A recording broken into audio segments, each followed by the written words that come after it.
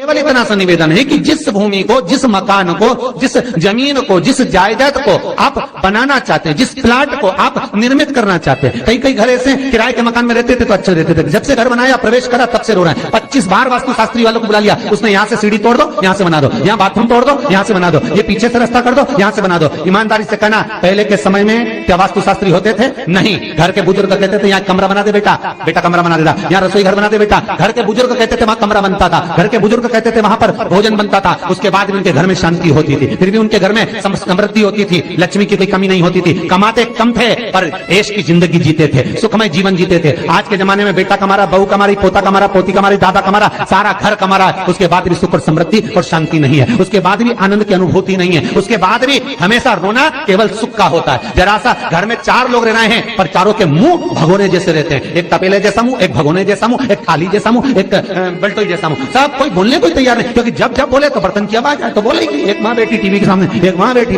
एक सोफे पे बैठा, बोले ही नहीं आपस में। वो सुख गया कहां महाराज?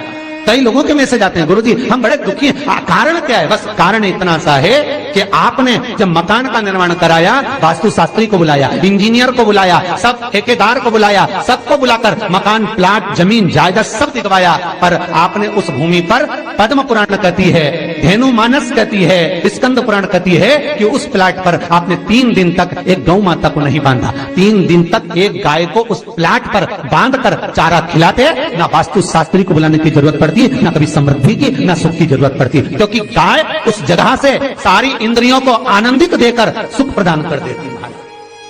उस जगह के सारी रोग, बीमारी, कष्ट, तकलीफ, दुख को गौ माता खींच। गौ माता जैसी जगत में कोई नहीं हो सकता। हाथ में घड़ी नहीं बनती गौ माता, पर 4 बजे आपके यहाँ रोटी मिलती है तो 4 बजे खड़ी मिल जाती है।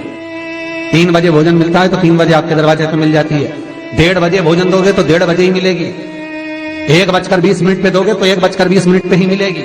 कोई घड़ी नहीं बांधती, फिर भी समय पर आ जाती है। क्यों? क्योंकि भगवान ने उसको ऐसा बनाया है, 33 कोटि देवताओं ने उसमें ऐसा विराजमान कर दिया है कि जगत का वो कल्याण कर सकती है। उसका एक एक अंश जीव का कल्याण करने वाला है, एक एक अंश जगत का उद्धार करने वाला है। पर हम ये आज के युग में हम उसको भूल गए। आज के युग में हम ये सोचते हैं कि हम वास्तुशास्त्री को बुला लें, वो ये बता दे, हमने ये फ्लैट बनाया, हमने ये मकान बनाया, इसकी छत कैसी, इसका कमरा कैसा, वो बता देगा, सब कुछ बता देगा। उसके बाद भी लोगों को क्या सुख नहीं, उसके बाद भी शांति। फिर चलो तो चलो किसी बाबा जोगी क्या पूछ रहे, जो ऐसा घूम घूम के बताता, और उसके यहाँ जाकर पूछ लिया, बताओ बाबा जी हमारे घर में शांति नहीं, तो बाबा जी एक ही बात बोले, तेरे ही घर का है जिसने कुछ कर दिया। अब इसको याद आया 15 दिन पहले मेरी जेठानी से लड़ाई हुई थी, उसी ने कुछ करा होगा। अब बताओ बाबा जी ने आपस में ऐसा बीज बो दिया कि घर और जुड़ा हुआ था तो टूट गया। कोई बाबा जोगी सन्यासी तपस्वी साधक उपासक कभी नहीं कहता कि घर का है। हमेशा याद रखो, संसार में किसी की सामर्थ्यता नहीं है कि कोई आपका बुरा कर दे। किसी की सामर्थ्यता नहीं, संसार में किसी की सामर्थ्यता नहीं कि आपका बुरा कर दे। बस आपका बुरा आपका किया हुआ कर्म करता है, कोई दूसरा नहीं कर सकता। एक नींबू गिर गया दरवाजे पे तो 14 दिन तक नींद नहीं आई। सीसीटीवी कैमरे में देखो कौन पटक के गया, मेरे को तो 3 दिन से शंका हो रही पड़ोसन पे। अब बताओ, जब कैमरे में देख लिया तब मालूम पड़ा बेचारा साइकिल वाला सब्जी लेके जा रहा था उसके घर पे और नींबू पॉलीथीन से टपक गया। तब सुकून मिला कि ये नींबू, तब सोई आराम से कि पड़ोसन ने कुछ नहीं किया। ना जाने किसने क्या विद्या कर दी, ना जाने कौन ने कौन सा टोना मार दिया। केवल एक दीवार ऐसी होती है जहां पर हनुमान जी का चित्र लगाया जाता है।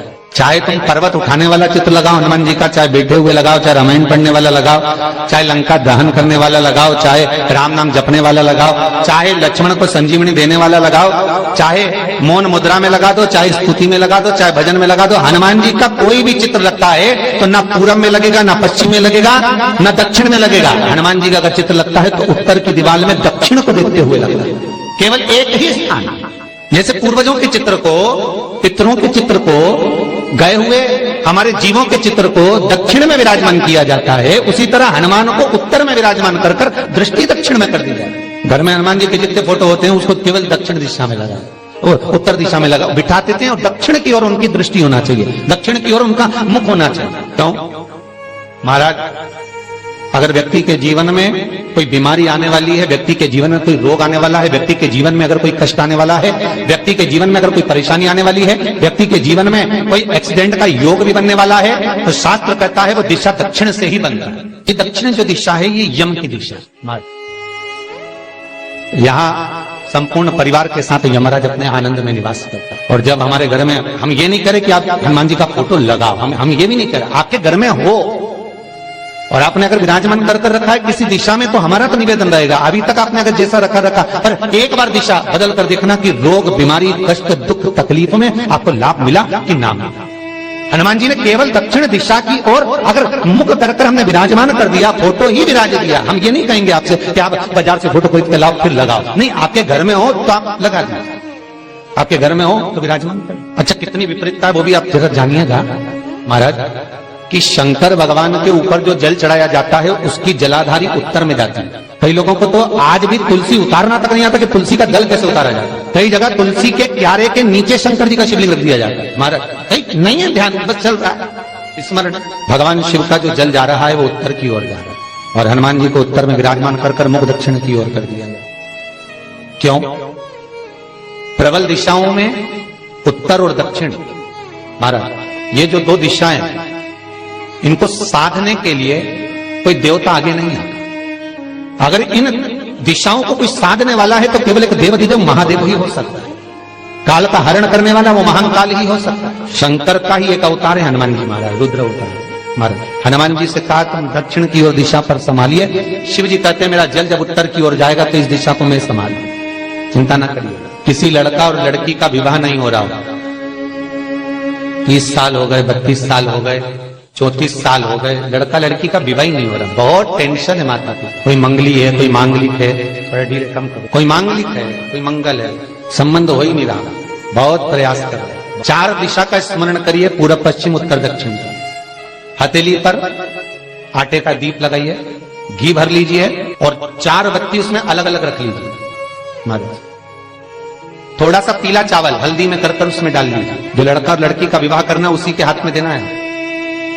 और देव उठनी एकादशी के दिन, जिस दिन देवता उठेंगे, जिस जगह पर तुलसी सालिग्राम का आप पूजन करते हो, गन्ने के नीचे, ईख के नीचे तुलसी का क्यारा रखकर पूजन करते हो, वहां पर भगवान शिव और भगवान नारायण का नाम लेकर उस दिए को लगवा दीजिए और वहीं पर हल्दी का तिलक उस लड़का या लड़की का कर दीजिए और उसके हाथ में थोड़ी सी हल्दी लगा दीजिए महाराज। 2.5 महीने 3 महीने तो बहुत हो